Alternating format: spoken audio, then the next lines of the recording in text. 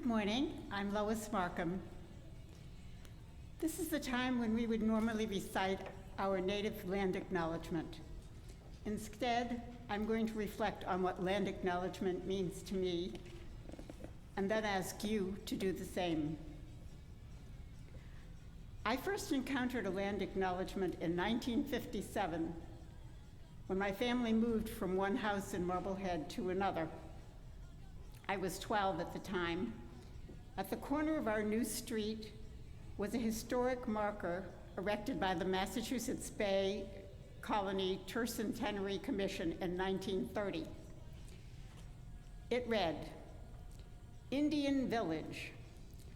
Quote, one of the largest Indian villages in Essex County stood on this tract, which was owned by Winnepoikan, son of Nanapashamet, sachem of the Nipmuc Indians.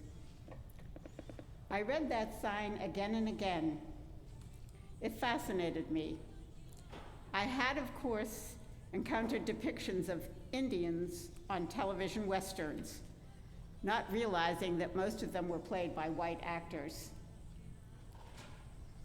And while some people watching those TV shows internalized a stereotype of indigenous peoples as the bad guys, I picked up a different, equally racist, romanticized impression of indigenous culture, which nonetheless relegated it entirely to the past.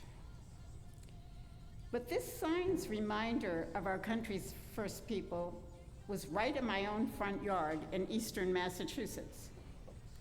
Who were these people? Winnepoikan? Nanapashamet? The Nipmuc? What had happened to them? Where were they, or more accurately, their descendants, when the indigenous people of the West were fighting the US cavalry for their homelands? My education in Marblehead schools would never answer these questions, or even acknowledge that we were living on land once stewarded by the Nipmuc people. That was left to a terse historical marker. Our recitation of our land acknowledgement every week feels much like that historic marker. It leaves me wondering, who are the Massachusetts people, past, present, and future? What do we know of them? How can we be in relationship with the present Massachusetts people?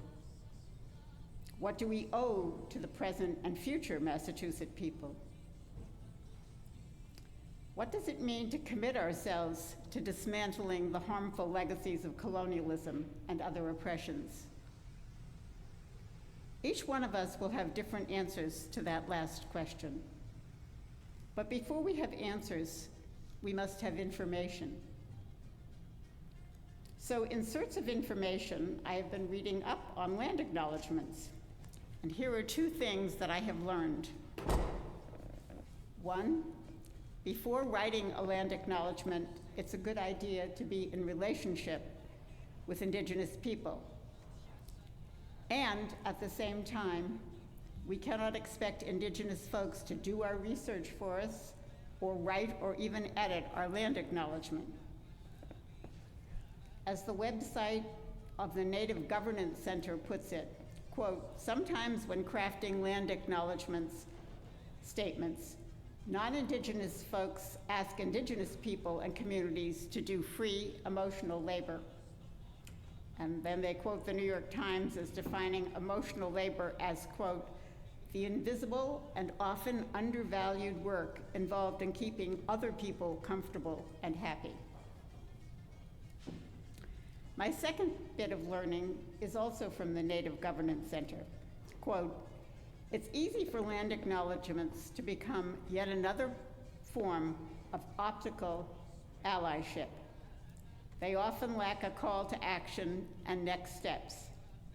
Instead of spending time on a land acknowledgement statement, we recommend creating an action plan highlighting the concrete steps you plan to take to support Indigenous communities into the future.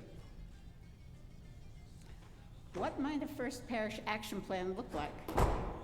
Might it entail studying the website of the Massachusetts tribe at Ponkapog which details the tribe's history? Might it involve showing up at the State House or calling your legislators to support the Massachusetts Indigenous legislative agenda? 5 bills currently before the legislature. Might it include joining the National Day of Mourning ceremonies at Plymouth next November? The question I ask all of us this morning, including myself, is how can we individually and as a congregation live into our promise to dismantle the harmful effects of colonialism and other oppressions? Now, instead of reading our land acknowledgement, I will light a candle of remembrance and solidarity with Indigenous peoples everywhere, and ask that in the following moments of silence, each of us reflect on 2 questions. What is my personal action plan to dismantle the harmful effects of colonialism and racism and the attempted genocide of Indigenous people? What action plan do I want this congregation to undertake?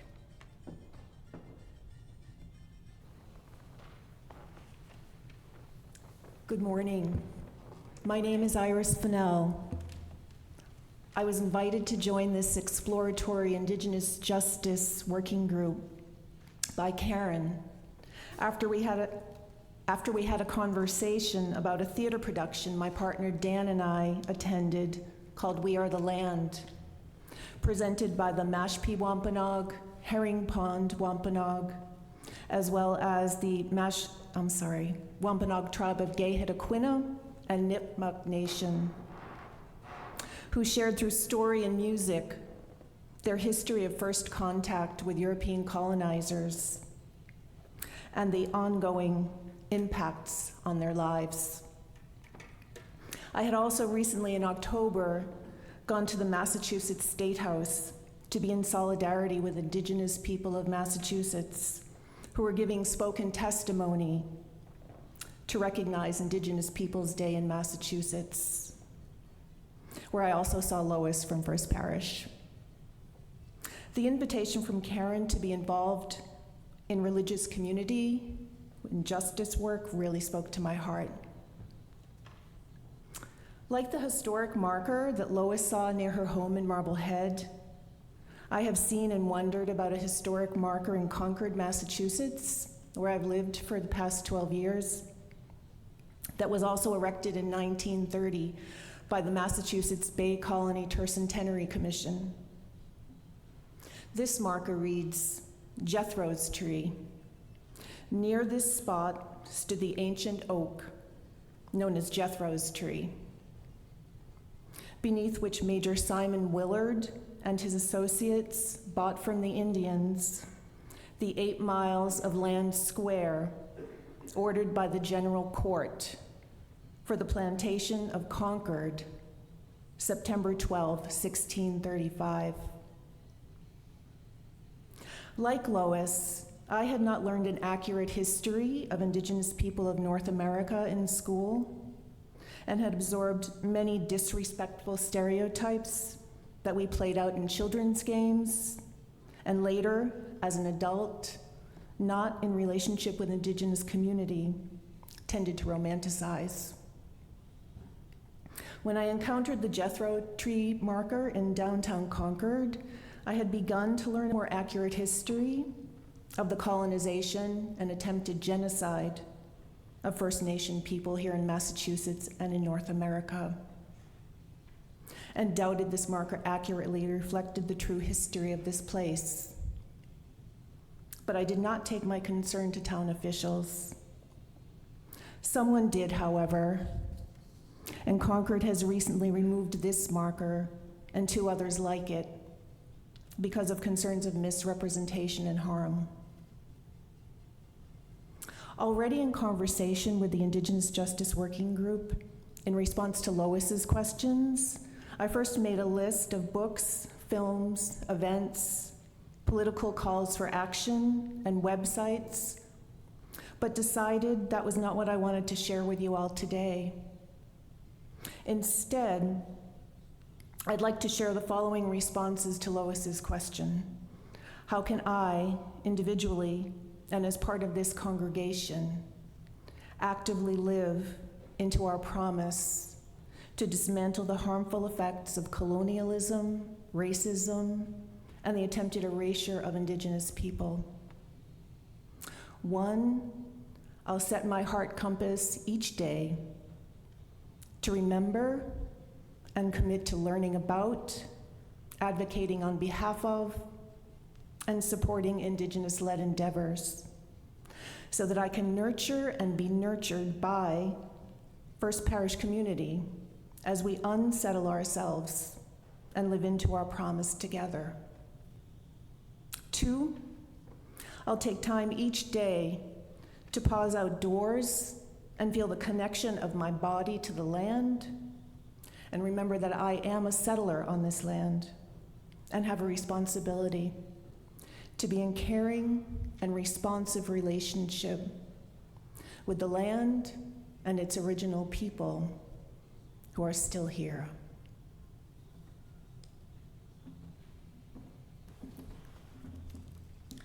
I'll let you in on why I'm smiling. My name's Cassandra Montenegro. I use she and ella pronouns. I'm the intern minister this year here at First Parish in Cambridge, Unitarian Universalist, and I'm smiling because I know the way that this piece, which you just heard, got brought here. And I know it says that it starts with the sermon in your order of service, and then there's the gratitude. We're going to switch the order of that because we can. So I want to give a little framing on why we've added a section on gratitude, and then I'll get to the background of that story. Hopefully we weave it all in. As my former classmate, Kaylee Grogan, who you met earlier here, in our discussions about this service, because the way this service came to be, this is, if you haven't been able to tell already, it's been a collective, a collective work of, I think, of praise, of joy, of celebration, of making sacred space or acknowledging sacred space together, which is what we try to do in this exploratory group, which is now being called the Indigenous Justice Working Group, but a little more on that later. But what Kaylee was saying in one of our meetings together, and we've been meeting for about once a month, sometimes twice a month, the closer we were getting to this service, is that there's this framing in this American capitalistic culture that tries to inherently deny our interconnection. And inserting this element of gratitude in bold as a marker in our, could be a marker in our services and in our time spent together, as an honoring, a way to honor the people that we are in relationship with, who brought this service, our time here, into being.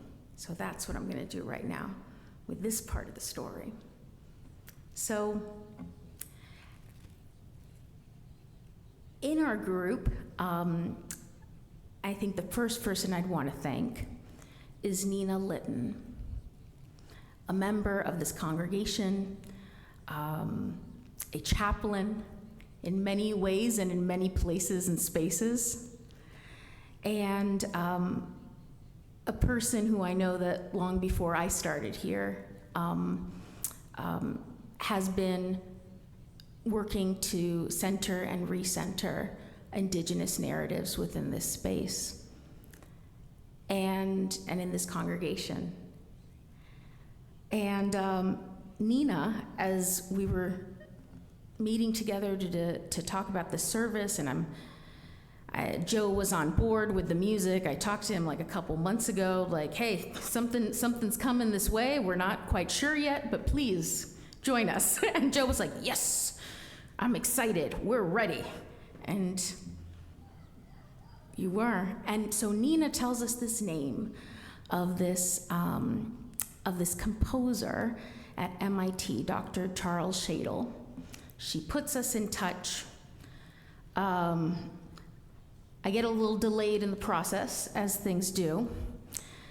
And Dr. Shadle generously offers to let Joe and us play one of his pieces here today. And we're hoping that maybe next year, with even more time and planning, we can maybe have him here at the congregation.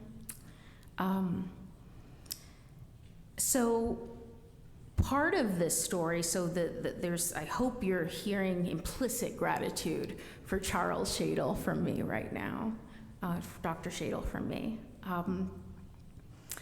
And the gratitude extends to the musicians. Zoe, who brought a few of the pieces to us today. Joe, for his patience with our back and forth, which happens when we're learning something, and I say we with response, me and Joe specifically, to do something new together, and with pieces and content that maybe we weren't as familiar with. And I say that, and I extend that gratitude to the other musicians who are here today. Thank you. I extend the gratitude to all of you who are in your seats and who are maybe listening on car rides as you're driving to your destination for tomorrow's eclipse. Yes, and some people will be getting in, finding public transportation or ways to get to some viewing spaces, maybe in the next day or two. So, good luck to you on your journeys. And I'd like to extend gratitude for those named and unnamed who contributed to making our presence here possible. And I'd like to invite you to maybe, if those are names that you can think of and that come to you, to hold them.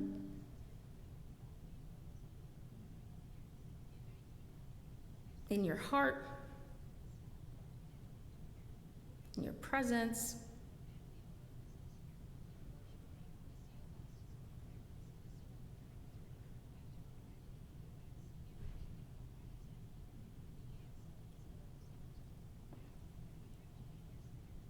And we thank them for their presence along this journey.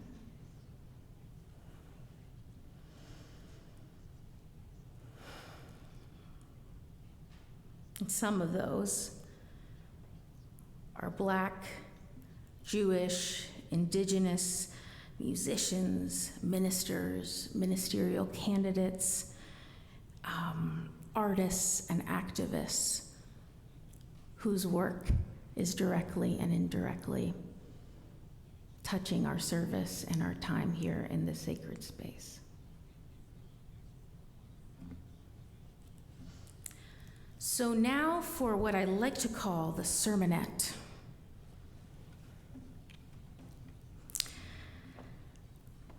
So I have a few short offerings this morning, and I think really what it centers on is the story of my own story with land acknowledgement, and then when I was starting here at First Parish. And then as I witnessed from my position to be in this group as a religious professional, what these incredible people have done together in the space that they've created. And if you see, we're all worship collaborators this morning.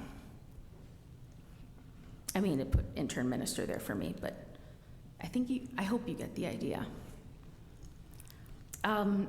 So I can't exactly remember when I was introduced to land acknowledgements. It was at some point in the last 11 or 12 years in my journey into Unitarian Universalism. As some of you know, I was raised Catholic with Tibetan Buddhist ethical influences, and I didn't really know Unitarianism existed or was a thing. My apologies to my US history teachers. But until about 12 years ago, when I was up here in the Boston area and kept on passing UU churches on my way to and from a friend's wedding. And I was in search of liberal religious community at that time in my life. And through the racial equity and justice spaces and the love of folks who'd been doing this work for a long time, I started learning about different things that I wasn't raised with. I heard about the Guanches from the Canary Islands, where my great-grandfather was from. I heard about the Taínos and the Guahanatae in Cuba, where the majority of my most recent ancestors are from. But this idea of a land acknowledgement, it wasn't clear, So I think it was when I ended up going to divinity school and really starting to interrogate some of these questions of what we say and what we do in services. Work that I thought I was doing before as a worship associate, and I was very well trained. I thank you, Reverend Wendy Pantoja, back in UU Miami. But when I started learning a bit more about the why and the dangers of the witting or unwitting checklist approach, as was referenced earlier, I started getting really uncomfortable with land acknowledgements. So much so that when I've been doing pulpit supply here for a while, started on Zoom, and then when I was here in person, going to different congregations, and this was one of the congregations I got to go to. And I'd always kind of do this thing where, 'cause there's a power dynamic, right? I'm visiting, I'm a light-skinned Latina from South Florida, and it was just, who can I mention the thing to? Like, who's gonna listen to my little critique? And is this the thing that I mentioned to critique from my time there? So it was always this dance. And like any of us who are coming into jobs or to new places, we're playing a form of that dance, right? You're getting to learn the organization. And I knew from personal experience that this congregation has this incredible commitment to racial equity. I had met people and been in space and worked with people who were directly or indirectly involved with the racial equity team over a number of years while I been at the divinity school. So I knew there'd be a way in, but I didn't know how, and I didn't want to come in and trample all over something that you all had worked on. And I also knew within my own kind of ethical framing on this journey of religious leadership within this faith tradition that we're being called to something more. So I kind of kept quiet for a bit. And then I heard about this incredible conference that was being led by HUNAP, so the Harvard University Native American Program. Through my work at Harvard, I've gotten to meet a couple of people in that program, and the way that they give their love and their time and their expertise to students at Harvard is a model and is profound. But there was this conference. I didn't directly get to go, but a number of congregants went, and there was this like energy around it. There was like this new energy, and I know this is not the first time, nowhere near the first time here in this congregation. But I think there was this kind of critical moment where people were eager to take that next step and maybe ready to listen to that critique, I hoped. And we came in community together. Following some members of the racial equity team's attendance at this UNAP conference, we decided to start an exploratory group. Actually, you all decided to start an exploratory group, whether you knew it or not, concerning First Parish's history, connection, and relationship to, and sometimes, if not often, lack thereof, to Indigenous justice as a collective. We're talking about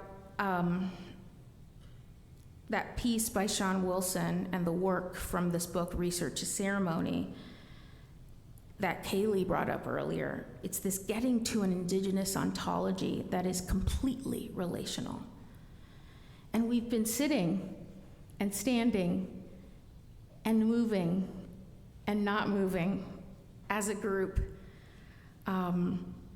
that is trying to work towards what can this look like, these knots of relationship that sometimes are not always visible. Co-creating the kind of sacred space that we want to be in as a group. And it's intentional work. There's flexibility, there's love around it. There's also boundaries and ongoing negotiation of that. So I want to say it's one of the most profound experiences that I've had on this journey to be a part of the work with this group of people. This group of people is now extending an engraved invitation to all of you to join in this work, however you may have time or capacity for.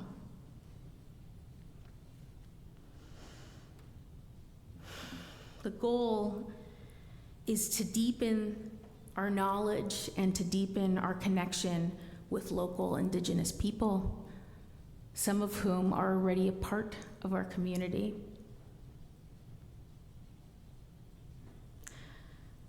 I think at this point, what I'll end with, and I like a good bookend, I'm gonna end with the names of the people, and if you're in the room at this moment, and they don't know this, but they know what's coming, I'm gonna ask them to stand. So, for a couple of reasons, not just this outward embodied recognition of this time and some risks in the journeying. I think the spaces we've held together, we're trying to hold space in a different way. We're trying to have a meeting in a different kind of way, in a more relational way.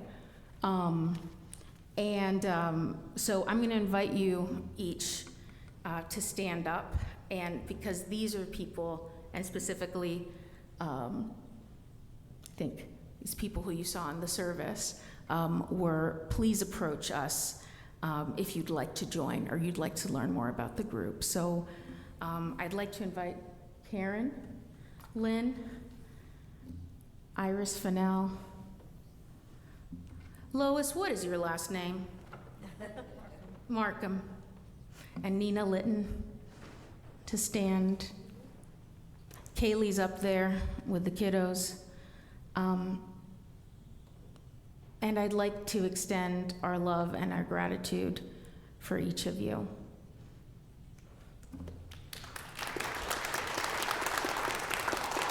Thank you.